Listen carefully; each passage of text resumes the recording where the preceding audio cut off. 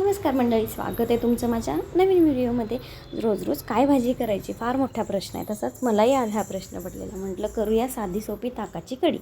तर त्यासाठी मी काय केलं, एका भांड्यामध्ये ताक घेतलं, त्याच्यामध्ये थोडं बेसनचं पीठ, थोडं पाणी, साखर आणि थोडीशी हळद टाकली 1 चिमूटभर आणि ते छान ढवळून घेतलं.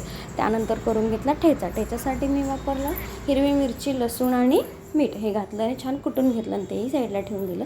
आणि त्यानंतर ठेवलं पातेलं गरम व्हायला. त्याच्यामध्ये पातेलं गरम झाल्यानंतर टाकलं तेल. तेलही छान गरम झाल्यानंतर त्यामध्ये टाकली मोहरी तडतडल्यानंतर जिरं, हिंग आणि कढीपत्ता हे टाकल्यानंतर तो आपला ठेचा टाकला. तो छान भाजून घेतला आणि तो ठेचा भाजल्यानंतर त्यामध्ये टाकली थोडीशी हळद. मी फोडणीमध्येही हळद टाकते जेणेकरून कढीला कलर खूप सुंदर येईल त्याने.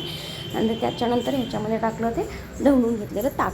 हे टाकल्यानंतर छान मिक्स करून घ्यायचं. मध्यम गॅसवर ही कढी मोहर येऊपर्यंत शिजवून घेतली आणि मोहर आल्यानंतर गॅस बंद केला आणि त्यानंतर त्यामध्ये टाकलं मीठ आणि वरून टाकली बारीक चिरलेली कोथिंबीर. हे टाकल्यानंतर आपली कढी झाली तयार.